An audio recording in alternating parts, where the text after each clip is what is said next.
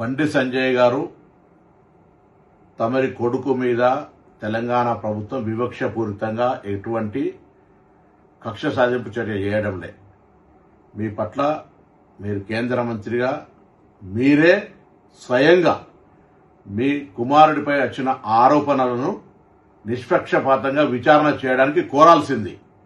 మీరు దాని మీద ఏదో కుట్ర చేస్తా ఉన్నారు, సానుభూతి కొరకనే ప్రయత్నం చేసే కంటే ఆ అమ్మాయి మిమ్మల్ని కలిసిన మాట వాస్తవమా కాదా, ఆ అమ్మాయితో బాబు తిరిగిన మాట వాస్తవమా కాదా, వాటిని నిరూపణ చేసుకోవడానికి ప్రయత్నం చేసి నిర్దోషిగా అయితే నిర్దోషిత్వం నిరూపించుకోండి. కానీ మీరు కేంద్ర హోంశాఖ సహాయ మంత్రి ఉండి ఒకవేళ పొరపాటు జరిగితే చట్టం తన పని తాను చేసుకుపోయే విధంగా ఉండాలని కోరుకుంటా ఉన్నా. ఇక్కడ ఎవరి పట్ల ఎవరికి తెలంగాణ ప్రభుత్వం వివక్ష లేదు. తెలంగాణ ఆడబిడ్డలను కాపాడే బాధ్యత ఈ ప్రభుత్వం మీద ఉంది. తప్పకుండా తెలంగాణ ఆడబిడ్డలకు విశ్వాసం కలిగజేస్తాం. ఎక్కడ ఇటువంటి చర్యలు జరిగితే వారికి పూర్తిగా సపోర్ట్గా ఉంటుంది. దాని తర్వాత నిన్న మొన్న కొంత మున్నూరు కాపు సంఘానికి సంబంధించిన నాయకులు కూడా ఏదో వివక్షపూరితంగా వ్యవహారం చేస్తామని చెప్తా ఉన్నారు.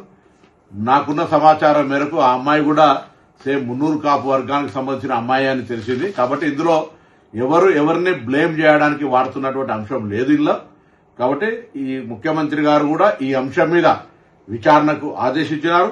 నిన్న ప్రధానమంత్రి గారి ప్రోగ్రాం ఉండడం వల్ల అందరూ కూడా అదే ఏరియాలో ఉండడం వల్ల కొంత ఒక రోజు ఆలస్యమై ఉండొచ్చు. కానీ ఆ కన్సర్న్డ్ డీసీపీ లేడీ ఆఫీసర్ తోటి విచారణ కొనసాగుతోంది.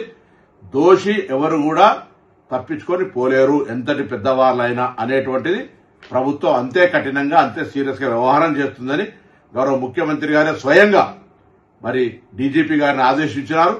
తప్పకుండా ఆ కుటుంబానికి కూడా తెలంగాణ ప్రభుత్వం తెలియజేస్తున్నాం. ఎటువంటి ఆందోళన విచారణలో ఏదైనా నాయకత్వ ఒత్తిడి జరిగి మార్పు జరుగుతుందని మీరు అపోహపడే అవసరం లేదు. తప్పకుండా ఇది ప్రజాస్వామ్యం. మీకు జరిగినటువంటి అన్యాయంగా మీరు అది ఒకవేళ తప్పకుండా అటువంటి సంఘటనలు జరిగి ఉండుంటే దోషి మీద ఎటువంటి శిక్షకు వెనుకాడిగే ప్రశ్న లేనేలేదు.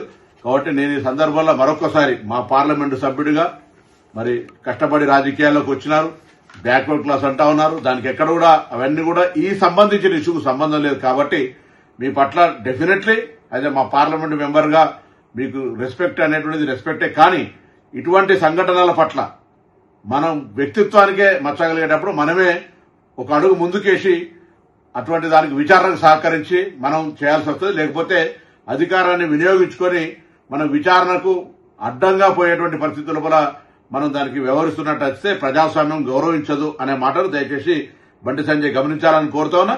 నేను అదేవిధంగా పోలీసు అధికారులను గౌరవ ముఖ్యమంత్రి గారి ఆదేశాల మేరకు మరొకసారి సీరియస్ గా ఆదేశిస్తాను. వెంటనే ఎటువంటి వివక్ష లేకుండా పూర్తి స్థాయి విచారణ జరిగి దోషులు ఎవరైనా సరే కఠినంగా శిక్షించే విధంగా ఉండాలని సందర్భంగా కోరుతా ఉన్నాను.